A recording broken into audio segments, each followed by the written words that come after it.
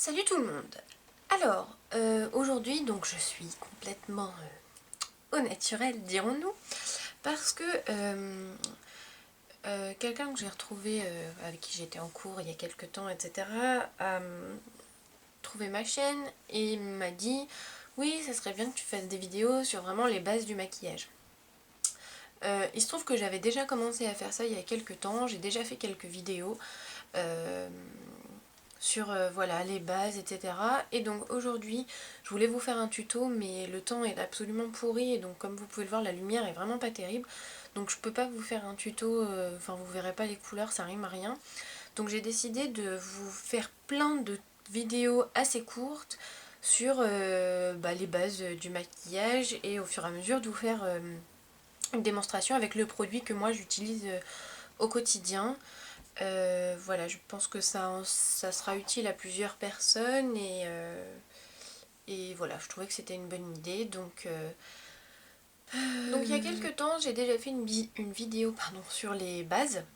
Donc là, je vais vous faire cette première vidéo sur les anti-cernes et correcteurs. Pardon, c'est pas droit.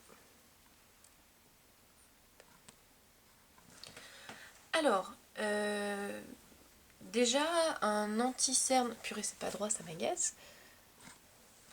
Un anti-cerne et un correcteur, c'est pas forcément la même chose. Un anti-cerne, ça sert à camoufler les cernes, et un correcteur, ça sert à camoufler les imperfections, décoloration de la peau, voilà, ça sert à camoufler le reste. Certains correcteurs peuvent être utilisés comme anti-cerne, mais voilà, c'est pas forcément le cas. Donc là, je vais vous parler de quelques produits. Alors voilà, je vais commencer par un produit ELF qui se présente comme ça. Je pense que je vous en ai déjà parlé dans une vidéo. Donc c'est un eyeliner, n'importe quoi, un anti-cerne liquide. Donc je sais pas si vous voyez, mais il y a une petite goutte là sur le bout de l'embout mousse qui s'applique, on en met un petit peu sur la zone à cacher. Donc voilà, on met cette quantité là à peu près. Et ensuite on va venir l'estomper soit avec le doigt, soit avec un pinceau. Donc si je le faisais avec un pinceau, j'utiliserais un petit pinceau un petit peu comme celui-ci. Il ne faut pas qu'il soit trop petit, mais vous pouvez le faire avec un pinceau plus petit. Plutôt en poil synthétique, parce que c'est plus facile de travailler les textures humides avec, avec des pinceaux en poil synthétique. Donc là il est un peu mouillé parce que je viens de le nettoyer. Donc celui-ci c'est de la fibre de bambou, je crois, ou quelque chose comme ça. Donc en gros, vous étaleriez votre produit en tapotant comme ça avec le pinceau. Personnellement, je préfère faire ce genre de choses au doigt parce que ça réchauffe le produit et ça s'étale mieux, mais bien sûr si vous maquillez quelqu'un d'autre, vaut mieux le faire avec un pinceau. Voilà, donc ça c'est plutôt un anti-cerne parce que quand c'est liquide, c'est pas super couvrant. Donc un autre anti-cerne liquide, et celui-ci c'est celui que j'utilise personnellement au quotidien, c'est le Select Moisture Cover de MAC dans la couleur NC15. Vous verrez rien je pense, mais bon. Et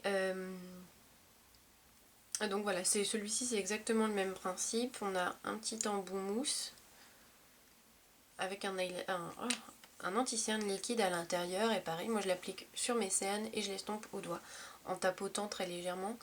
Voilà. Ensuite, donc on a des choses qui sont un peu plus épaisses en termes de texture. Donc d'abord vous avez ce qui est en stick.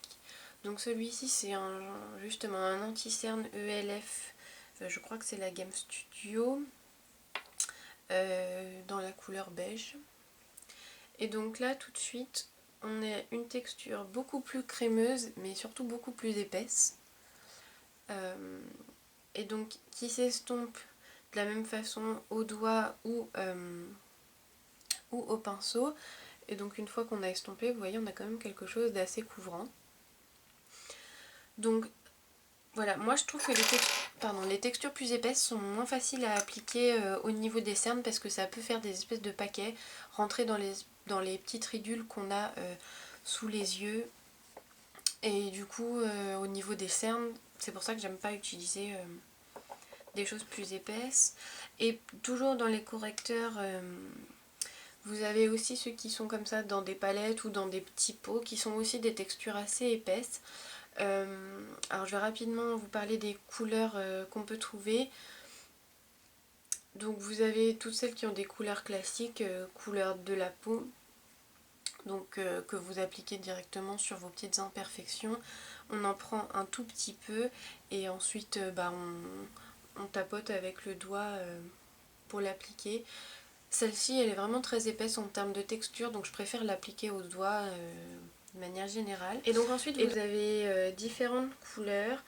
Ça fonctionne sur les couleurs complémentaires et les couleurs qui s'annulent entre elles. Donc par exemple, un correcteur orange, ça va être bien pour annuler si vous avez des cernes bleues. Comme je vous l'ai dit, moi j'aime pas ce genre de texture que je trouve trop épaisse sur les cernes, donc je m'en sers pas. Et ensuite vous avez du vert qui va annuler vos rougeurs. Donc si vous avez des rougeurs par exemple à cet endroit là, vous pouvez appliquer ça dessus et ça va légèrement les atténuer. Ensuite il faudra mettre quelque chose, bien sûr de la couleur de votre peau par dessus, parce que même si ça fait pas complètement vert, ça donne une teinte un peu étrange à votre peau. Et vous pourriez aussi l'appliquer sur des petits boutons pour dissimuler les rougeurs. Donc je vais juste vous faire une petite démonstration rapide de comment j'applique mon anti-cerne tous les jours. Donc j'en mets un petit peu sur la partie interne de mon œil, qui est là où mes cernes sont assez importants. Et ensuite en général je le laisse poser quelques secondes et après je viens l'estomper au doigt, donc en tapotant. En général je commence par tapoter et puis au bout d'un moment j'en ai marre donc je l'étale. Mais c'est vrai que c'est pas mal de commencer par tapoter.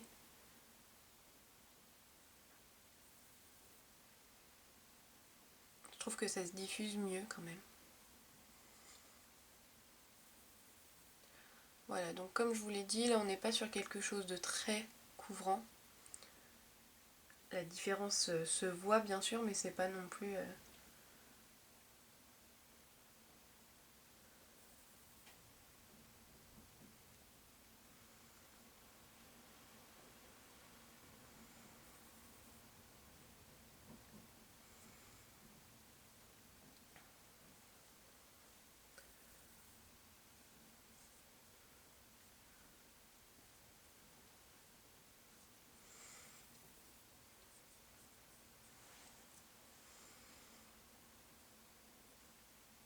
En termes de teinte, je vous conseille d'avoir quelque chose qui est soit de la même couleur de votre peau, soit éventuellement une teinte plus foncée, mais il ne faut pas que ce soit plus clair, sinon ça vous donnera un air bizarre.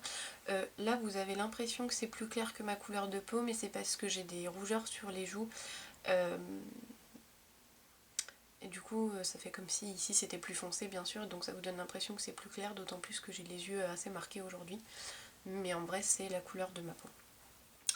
Bah voilà, c'est tout ce que j'avais à vous dire je crois sur les correcteurs et anti-cernes. Donc j'espère que ça vous aura été utile et je vous dis à très bientôt.